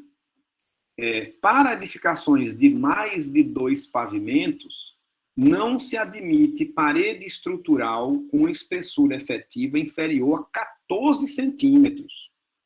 Ok? Isso é o que a norma fala, né? Então, é por isso que a gente fala de bloco espessura 14, espessura 19, né? Bloco, eu estou falando, né? Porque a gente está pensando ali, realmente, um prédio com mais de 2 pavimentos, né? Mas se for simplesmente uma casa, né, de alvenaria, vocês estão percebendo que a norma te dá a possibilidade de utilizar, né, bloco de espessura menor, se você conseguir encontrar ou fabricar, né? Com relação à esbeltez, o índice de esbeltez é a razão entre a altura efetiva e a espessura efetiva da parede ou pilar de alvenaria. É exatamente o que eu acabei de falar, né? A tabela 9 apresenta os valores máximos permitidos de esbeltez, né? Quanto mais esbelta, pior, né, gente? A questão da instabilidade da parede, né? Valores máximos do índice de esbeltez de paredes e pilares. Se forem não armados, o lambda máximo é de 24. Agora, se for armado, aí você pode ter uma parede ou um pilar mais esbelto, né? Sobe para 30, né? E aí ele te dá um exemplo aqui, ó, considerando uma altura de bloco de 20 centímetros, que é o mais comum, né? Isso daqui seria, daria um valor de altura máxima, né? Aliás, considerando uma espessura de parede de 15 centímetros, isso aqui daria uma altura máxima de 3,36 metros. Né? 3,36 metros, né? O máximo, ok? Considerando 20 centímetros, isso daqui daria 16 fiadas, né? Na vertical, eu estou falando, ok? E considerando armado, aí você iria para uma altura máxima de 4,20 metros, né? Mas isso aqui é um pé direito alto, né? Muito alto aí para um prédio, né, gente? Não vai chegar nesse valor aqui, não, né? Isso aí seria para, sei lá, casos especiais, eu diria, né? Quer dizer, esbeltez não é um problema tão alto assim, pensando num prédio de alvenaria estrutural, um prédio condições normais, né? Vamos dizer assim. Que temos mais, eu já estou de olho na hora também aqui. Limites para dimensões, deslocamentos e fissuras, né? Para paredes, não é permitido, isso aqui é mais informativo, né? Não é permitido corte individual horizontal de comprimento superior a 40 centímetros em paredes estruturais. Então, de repente, vocês podem até se assustar nesse momento e dizer o seguinte: puxa, mas eu pensava que era totalmente proibido cortes, né, em parede de alvenaria. Olha, a norma ela até limita essas dimensões, entendeu? Então eu estou me lembrando aqui, lá no comecinho, que alguém perguntou assim, mas eu posso colocar um prego na parede? Pode, né, gente? A norma, ela admite até esses valores máximos aqui de... Eu não vou chamar de rasgo, não, tá? Vou chamar de corte, né? Como a norma chama, né? 40 centímetros. Agora, não é muito, né? É pouquinho ali, 2 palmos, né? Na horizontal. Não é permitido corte individual horizontal de comprimento superior a 40 centímetros em paredes estruturais. Não são permitidos cortes horizontais em uma mesma parede cujos comprimentos somados ultrapassem 1/6 do comprimento total da parede em planta. Com relação aos cortes verticais de comprimento superior a 60 centímetros realizados em paredes definem elementos distintos, é como se fossem 2 paredes, tá? É como se uma parede se separasse da outra, em termos de cálculo, tem que ser dessa forma. Não são permitidos condutores de fluidos embutidos em paredes estruturais, exceto quando a instalação e a manutenção não existe corte, é por dentro, né, dos vazios, né, dos blocos, ok? Com relação a juntas de dilatação térmica, por exemplo, né, devem ser previstas juntas de dilatação no máximo a cada 24 metros da edificação em planta. Esse limite deverá ser alterado desde que se faça uma avaliação mais precisa dos efeitos da variação de temperatura e retração, que a gente falou anteriormente, né, sobre a estrutura, incluindo a eventual presença de armadura adequadamente alojadas em juntas de assentamento. Também não vamos fazer cálculo, né, a respeito disso.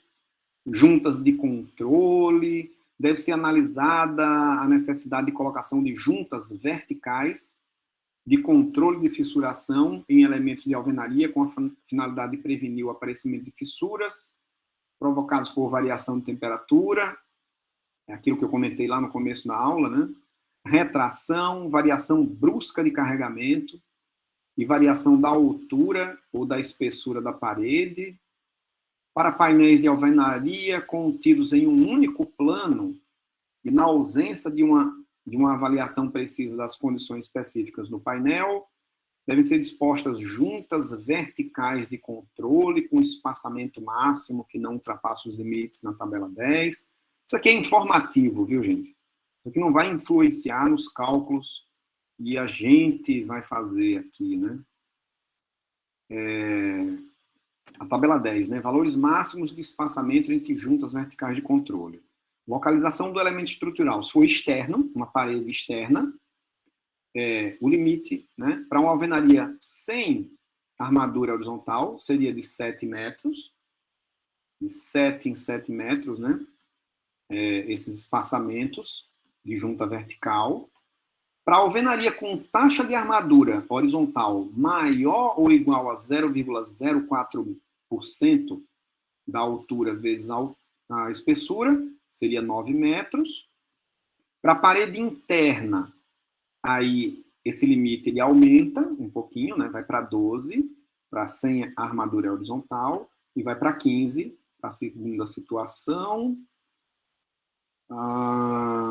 Que mais? Ponto. E aqui voltamos para os nossos cálculos, né? Na verdade, esse slide é só para definir o que seria nesse caso daqui. Ó. Quando ele fala em alvenaria com taxa de armadura horizontal maior ou igual a 0,04% da altura vezes a espessura, para a gente ter uma ideia de grandeza, tá? Aí ele faz uma continha aqui, ó. A área da armadura seria 0,04% vezes 14. O que é o 14? É a espessura, tá? Da parede. Pegou 14 ali, ó. Não é pela espessura, né? Espessura da parede, 14. E o que é esse 2,80 m? É uma parede, né? Um valor razoável aí de altura de parede, né? 2,80 m ali. Então, isso, para esse caso, isso daria uma área de aço de quanto, né? Fazendo a conta aqui, ó, dá 1,57 centímetros quadrados, ou seja, se vocês forem numa tabela, né, de aço, de concreto, né, vocês vão ver que essa área seria aproximadamente 2 barras de 10 milímetros, né? Por exemplo, cinta no topo e intermediária, né? Com uma barra em cada, né? Uma em cima, uma no topo da parede, eu estou falando, e uma cinta na metade da parede, né? Intermediária. Se eu fizer isso daqui, eu botar uma barra de 10 milímetros, né? Em cima e uma embaixo, eu já atendo aqui esses valores aqui, e aí o limite de espaçamento pode aumentar de 7 para 9 ou de 12 para 15, tá? Foi só uma continha que ele fez aí para verificar, para a gente ter uma sensibilidade maior ali com relação a esses valores, né? A essa armação horizontal, né? Tem algumas observações na norma, né? Os limites acima devem ser reduzidos em 15%, caso a parede tenha abertura, janela, porta, né? No caso de paredes executadas com blocos, eita, olha de novo aquele negócio de não curado a vapor, né? Os limites devem ser reduzidos em 20%, caso a parede não tenha abertura. No caso de parede executada com bloco não curado a vapor, os limites devem ser reduzidos em 30%, caso a parede tenha abertura. Ok? O que mais? Pronto. Estamos pertinho do finalzinho já da aula aqui. Compressão simples, prescrições da norma, dimensionamento da alvenaria compressão simples. E agora, vou até parar para tomar água aqui, para vocês voltarem do que vocês estavam fazendo, se era alguma coisa fora a aula. Prestem atenção nisso, gente. Aqui é o final, né? O finalmente, o grande finale, né? Vamos lá.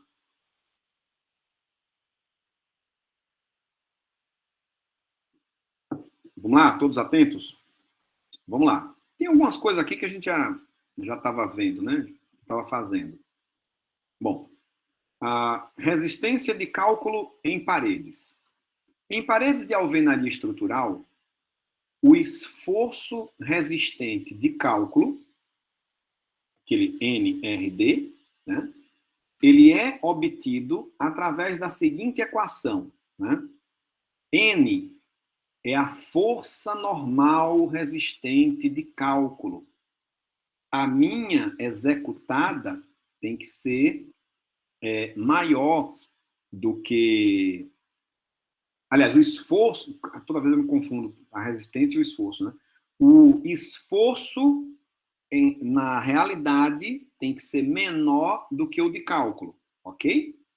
Então, o valor de cálculo, a força normal resistente de cálculo, ela é igual a FD. O que é o FD? Resistência à compressão de cálculo da alvenaria. Como se o D na cabeça dele fosse de cálculo, né? De cálculo. Bom, vezes a área da seção transversal, vezes o R, que eu já falei, que é o coeficiente redutor devido à esbeltez da parede. Olha a equaçãozinha dele aqui, né?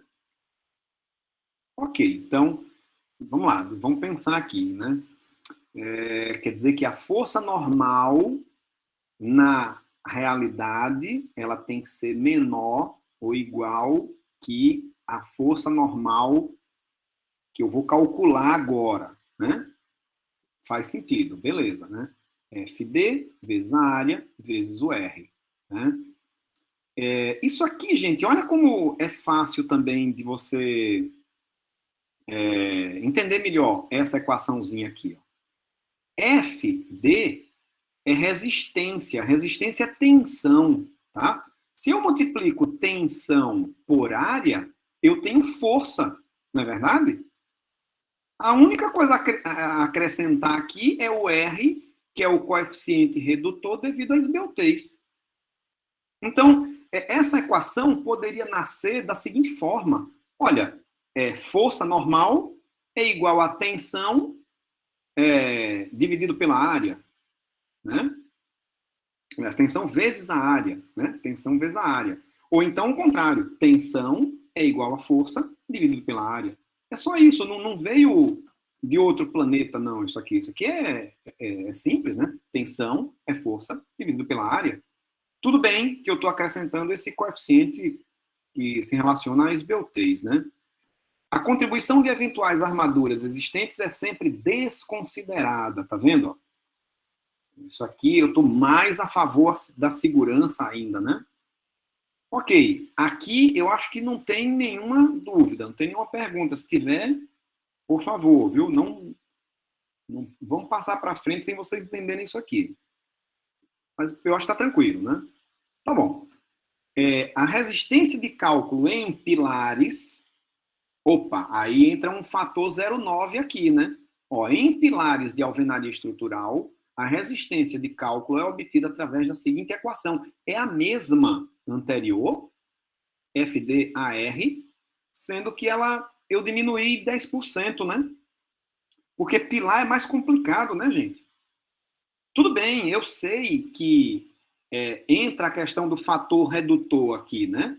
Pela esbeltez natural do pilar. Mas mesmo assim, ele ainda reduz mais ainda esse valor, porque é um pilar, ok? Em 10%, então 0,9. O resto é a mesma coisa. Força normal, resistência à compressão, área, o R, mesma coisa, ok? Então aqui também eu acho que não tem nenhum mistério não, né? Mais um? Bora. Bom, aí aqui ele abre um parêntese para falar a respeito de forças concentradas na parede. Sei lá, se você tiver uma viga, né? Pensem nisso, né? Uma situação interessante. Você tem uma parede de alvenaria estrutural e tem uma viga apoiada, uma viga de concreto armado, vamos pensar. Né? De acordo com a arquitetura, lá apareceu uma viga na história. Apoiada em uma parede de alvenaria estrutural. A norma, ela limita as condições dessa situação, né? Vamos ver o que a norma diz. Forças de compressão que se concentram em regiões de dimensões reduzidas, por isso força concentrada, né? Devem atender as seguintes condições. A região de contato deve ser tal que a dimensão segundo a espessura T é a espessura da parede, isso aqui está em planta, ok, gente? Isso aqui é a parede em planta, tá? T é a espessura da parede, seja no mínimo igual ao maior dos valores. Peraí. A região de contato. Não, a região de contato, então, seria esse A, né, gente? O T é a parede inteira. A região de contato nessa direção de T seria o A. Então, o valor mínimo é 5 centímetros ou 1/3 da espessura da parede. Entenderam? Então, vamos supor que eu tenho uma parede de 15 centímetros. No mínimo, o contato da viga, estou falando em viga, tá? com a parede tem que ser no mínimo 1/3 da parede. Ok? No mínimo 1/3. Mas se for menos do que isso, nossa, se for menos do que isso, vai ter um efeito cisalhante ali, que é como se fosse cortando a parede, né? O bom mesmo seria totalmente apoiada na parede, né? Esse seria o melhor, né? Vocês têm essa sensibilidade. E os 5 centímetros é exatamente pensando numa parede de 15. 1/3 de 15 é os 5 centímetros, né? Que é o valor mínimo. Tá bom. A tensão de contato deve ser menor ou igual, ou deve ser menor, ou no máximo igual a 1,5 vezes a resistência característica, aliás, de cálculo, né? Não é característica essa. O D é de cálculo da parede. Ok? Então, tem aí a figurinha. Alguma dúvida, gente, nessa observação com relação à força concentrada? Tá tranquilo? Bom, vamos para frente. Eita, agora aí complicou, foi tudo, né? É só uma figura ilustrativa, gente. Aqui, eu já tenho a minha planta baixa, tá? Ó, o exemplo de aplicação, né? Só uma ilustração de uma planta baixa, a primeira fiada aqui, primeiro, segundo piso, né? Já foi tudo modularizadozinho, já tem a definição dos blocos, né? É como se fosse assim, ó, isso daqui vocês já fizeram no trabalho de modulação, entendeu? Então, agora vamos dar exemplos de cálculos de uma parede dessas aí, tá? Eu acho que é uma só, né? Então, vamos lá. Expressão para o dimensionamento, né? De novo, NSD, isso aqui é chato, ele muda a nomenclatura, né? O NSD, enfim, é o que é na realidade, né? O da realidade tem que ser menor ou igual que o de cálculo, né? E o de cálculo, a gente não aguenta mais repetir isso aqui, né? É o FD, que é a resistência de cálculo, vezes a área, vezes o R. Não é? Muito bem, continuando. O que é esse NSD aqui, ó? É a força normal, né, da realidade lá, né? Seria a tensão vezes a área. Isso, exatamente, né? Força, tensão vezes a área. Tá. Isso daqui tem que ser menor ou igual que o FD vezes A vezes R. Beleza. Se eu cortar área com área aqui, eu vou ficar com simplesmente a afirmação de que a tensão tem que ser menor ou igual que a resistência de cálculo, que é o FD, vezes o R. Aqui tá beleza, não tem problema nenhum não, né? Não tô... Qualquer dúvida, perguntem, tá? Mas eu acho que tá bem aqui. Tá, o que é esse sigma SD aqui, hein? Bom, o sigma SD seria a força dividido pela área. Quanto é a força? É a carga distribuída vezes o comprimento da parede dividido pela área. Notem que já está majorado com o gama F. Ixi, não vou poder atender, mas também está já acabando. Daqui a pouco eu atendo. O sigma SD, que tem aqui do lado esquerdo, é a força, que é a carga distribuída, vezes o comprimento, dividido pela área. Força dividido pela área, já majorado com o gama F de 1,4. Beleza? Bom, ou então, né, é o gama F vezes... o que é isso aqui, hein, gente? É que aqui é o seguinte, ó, isso aqui é bobagem. É que é o seguinte, ele está dizendo que a área da seção transversal é a espessura vezes o L. Então, caiu L com L. Ficou aqui no denominador a espessura. Esse T é vírgula GR nada mais é do que a espessura da parede. 15 centímetros, 20 centímetros, ok? Não tem nada Perigoso não, aqui, ó. E aí ele lembra que ele está utilizando a área bruta, né? Maravilha. Vamos em frente? Vamos. O que é isso aqui? Bom, isso aqui seria, ele está pegando o sigma SD, né? Que é gama F vezes o Q vezes o L dividido por A, e está igualando para chegar no valor limite, né? Aqui seria um menor ou igual, por exemplo, né? Mas ele quer achar o valor limite, então é igual ao FD. Quem é FD? FK dividido por gama M. Escrevi lá nos primeiros slides. Vezes R. Maravilha, tá tranquilo, gente. Até aqui tá bem. E agora, essa passagem aqui, ó. Gama F vezes Q vezes L dividido por A. Não mudei nada do lado esquerdo. Do lado direito, o FK é 0,7 vezes FPK. P é de prisma. Beleza, não tem nenhuma mágica aqui, ó. O gama M continua, o R continua. Vamos para frente? Vamos isolar o FPK, né? Vamos isolar o FPK aqui, ó. Então fica gama F vezes gama M, o Q está aqui fora, vezes o L, tudo isso dividido pelo 0,7, vezes o R, vezes o A. Bonitinho, tudo bonitinho, né? Ou então, o FPK é o gama F vezes o gama M. A área ele substituiu por espessura vezes L, caiu L com L, fica só a espessura, né? 0,7 vezes R e o Q está aqui de boa, né? Tudo bonitinho, gente. O R, olha ele aqui, ó. Inclusive, o R já está expresso aí, sem utilizar o lambda, né?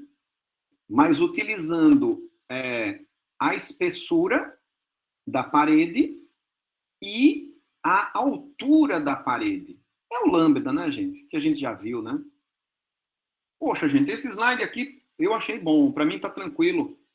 Mas alguém perdeu alguma passagem? Posso continuar? Falta 2 slides só. Mas aqui, gente, a única coisa que ele fez foi substituir valores, né? Só isso. Ó, dimensionamento do grupo G1, do térreo lá, é um exemplo, só para botar número aqui nessa coisa, né? Uma área, utilizou aquele valor, né? Esse valor aqui a gente já tinha utilizado, né? O comprimento, aliás, são aqueles valores do exemplo que a gente viu, não é? Não é isso? Ó? Área de 1.092, L de 741, carga distribuída 225,1 kN por metro. Tá bom. Travamento das duas extremidades, a altura da parede é 20 centímetros, que é uma altura de bloco normal, né? Vezes o número de fiadas, sei lá quantas fiadas, né? E espessura de parede de 14 centímetros. Eu falo 14, falo 15 pelo seguinte, 14 é o bloco, é a parede não acabada. Mais 1 centímetro seria de revestimento, tá? É isso aí a história do 14 e do 15, né? Tudo bem, vamos lá, vamos para cá. A altura seria 20 vezes, digamos, 13 fiadas. Isso daí daria uma altura, né, de 2,60 metros, né? Tá bom, né? Uma altura de porta de 2,10, você ainda tem ali 50 centímetros, né? Acima da porta, tá belezinha. Espessura de 14 centímetros, beleza. Com isso, o R pode ser calculado como sendo 0,9. Olha aí, agora ficou mais claro, né? Agora ficou mais claro. E voltando, então, o FPK, que está lá no slide anterior, olha ele aqui, tem essa expressão, tem essa da esquerda e da direita, né? Gama F vezes gama M, beleza. 0,7 do R vezes A, aqui ele pegou pela espessura, tá? Tudo bem. Vezes a carga distribuída. Com esses valores, o FPK, ele dá 7,146 kN por metro quadrado, né? Passando para megapascal, isso daqui dá... Bom, 7,15 megapascal. Dividido pelo 0,7, né? Olha, aqui ele dividiu bonitinho, né? Então, daria um bloco com resistência característica mínima de 12,21 megapascal. Você vai chegar lá para o seu fornecedor e vai dizer o seguinte, olha, eu preciso de um bloco que tem uma resistência característica num valor mínimo de 10,21 para a minha obra. Entendeu, gente? Pronto. Isso seria um dimensionamento, né? Vou parar aqui para abrir para perguntas também. Me digam se teve alguma parte aí esquisita.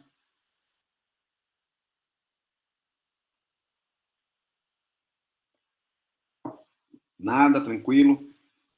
Eu acho que as dúvidas só vão surgir quando a gente tentar. Quando for fazer realmente, né? Eu acho interessante o seguinte, é pegar esse mesmo exemplo e tentar fazer sozinho, né? E entender o que é cada coisa aí, né? Mas é isso aqui, ó. Ele ainda faz um outro dimensionamento, né?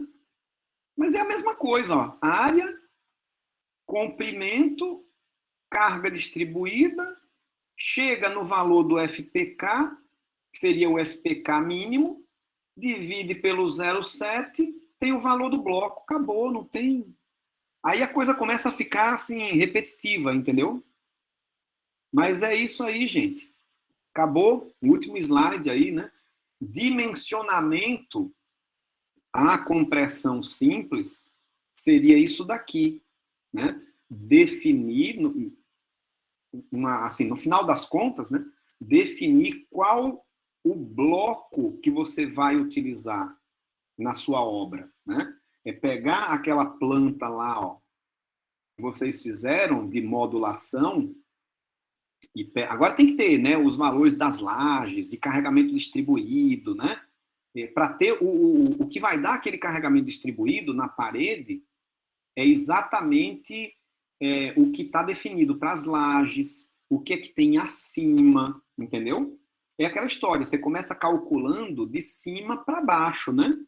De cima para baixo. Quem está embaixo vai resistindo o carregamento do que está em cima, não é? Isso vai te dar o valor desse Q, né, que é o carregamento distribuído. O resto, o comprimento tem em planta, a área tem em planta, e pronto. E tem esses coeficientes aqui. É isso aí. Então, eu acredito que conseguimos, né, assim, 12,53, né, mas conseguimos chegar aí num exemplo realmente de dimensionamento, né, à compressão simples, né? Não falei nada de flexão,